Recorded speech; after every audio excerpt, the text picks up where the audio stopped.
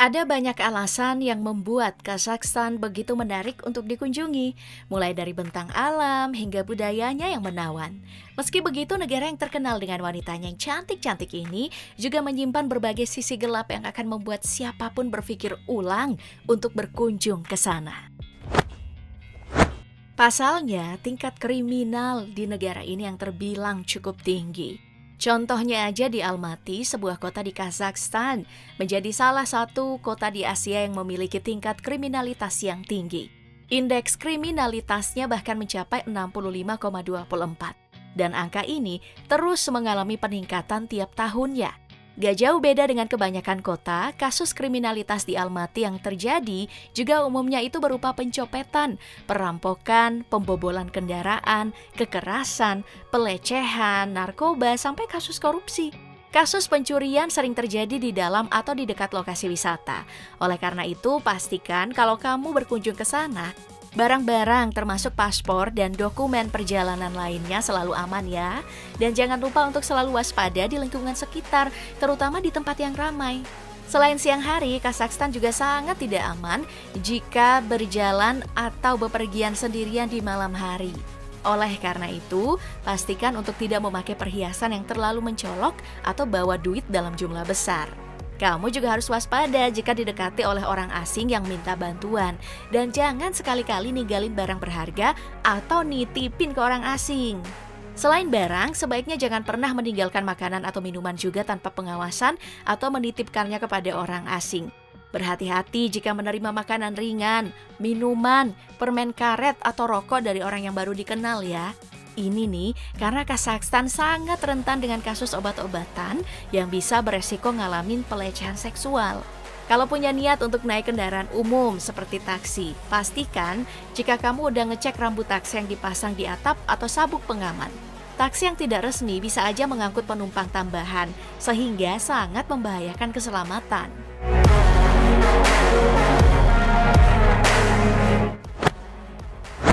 Fakta lain yang juga cukup mengejutkan adalah soal status Kazakhstan sebagai negara tempat transit narkoba.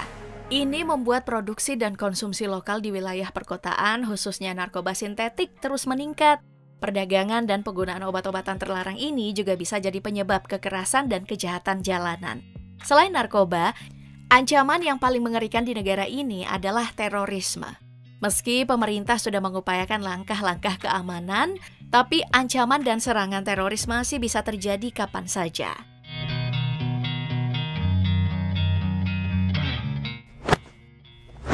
Kejahatan dunia maya juga sering terjadi di Kazakhstan, terutama pemerasan online dan pencurian identitas. Modus yang paling sering dilaporkan adalah mentransfer uang ke orang asing dan kehilangan kontak dengan penipu setelah transaksi selesai. Pelaku juga bisa menyusupi jaringan Wi-Fi publik untuk mencuri data pribadi atau informasi kredit. Mereka juga dapat memantau media sosial dan mendengarkan percakapan telepon.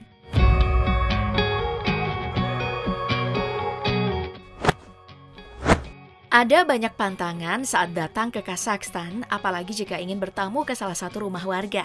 Tamu tidak boleh duduk di tempat tidur saat berada di yurt atau rumah. Sebaliknya mereka juga harus duduk di atas matras dengan kaki disilangkan, bukannya menjulurkan kaki. Jika seorang tamu harus berdiri dan pergi ke suatu tempat, ia tidak boleh berjalan di depan orang, melainkan di belakang orang tersebut. Saat makanan sedang disiapkan, kamu tidak boleh memasuki dapur atau tempat di mana makanan sedang disiapkan.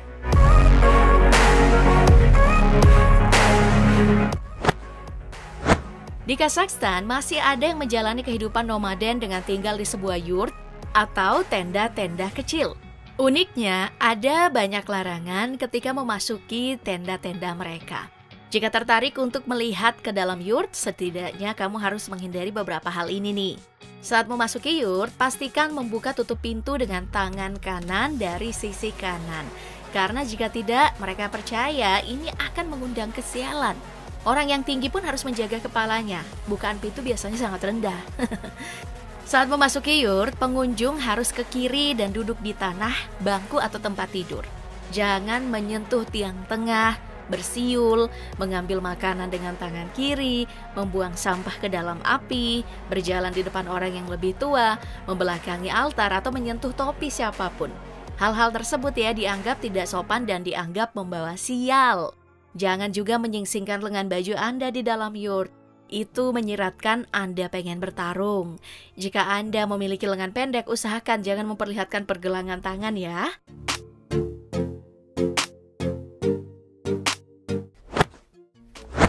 Jika kebanyakan budaya menganggap jika bersalaman dengan seseorang adalah bentuk penghormatan, justru ya di Kazakhstan ini dianggap sebagai sesuatu yang tidak lazim. Selain karena bersalaman dianggap sebagai sesuatu yang tabu, alasan lain karena memang negara ini mayoritas menganut agama Islam.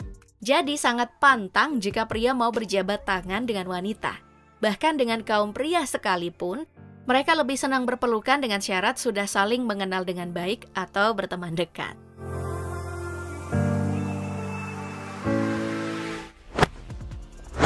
Tapi kebiasaan ini justru berbanding terbalik dengan suku nomaden Kazakh, punya sebuah tradisi yang unik bernama Kisku atau dikenal dengan Kiskumai. Tradisi ini bisa dibilang olahraga tradisional yang menggabungkan romansa dengan kegiatan berkuda.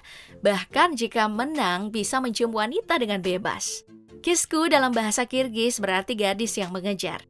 Olahraga tradisional ini punya peraturan yang unik. Pasalnya, apabila pria yang memenangkan pacuan kuda, maka sang pria dapat kesempatan untuk mencium wanita yang menjadi lawannya.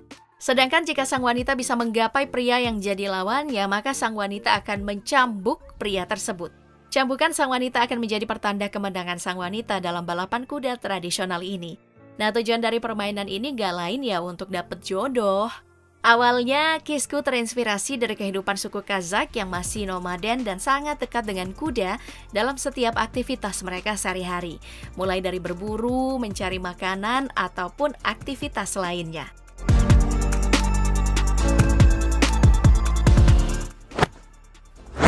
Hal lain yang juga terdengar miris adalah larangan untuk memakai jilbab bagi siswa dan guru di lingkungan sekolah. Alasannya cukup beragam.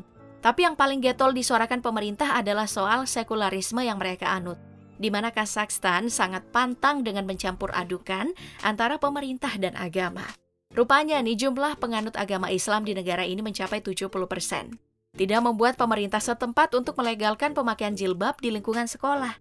Justru, mereka menekankan posisi Kazakhstan sebagai negara yang memisahkan antara agama dengan pemerintahan. Dengan begitu mereka menganggap hal ini sangat wajar. Meski di sisi lain banyak juga yang menyuarakan jika larangan berjilbab sangat melanggar prinsip kebebasan dan menganggap mereka terlalu ekstrim. Larangan ini tentu tidak bisa diterima begitu saja oleh beberapa pihak termasuk orang tua murid. Setidaknya 150 anak perempuan di Atirau putus sekolah. Tapi yang paling parah di wilayah Turkestan, 2 pria dilaporkan memukuli seorang direktur sekolah setempat karena dia menolak mengizinkan anak perempuan berhijab ke sekolah.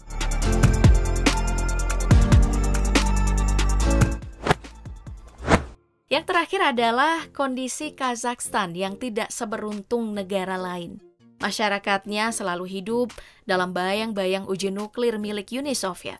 Meski sudah 70 tahun ditutup, namun dampaknya masih dirasakan hingga saat ini. Sebagai negara satu-satunya yang menjadi tempat uji nuklir, tentu Kazakhstan sangat dirugikan.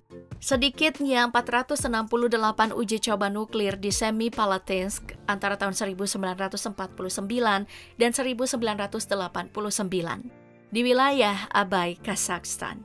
Uji coba ini tentu berdampak besar bagi Kazakhstan, termasuk mengakibatkan kontaminasi radioaktif terhadap lingkungan di area seluas 18.300 km persegi itu.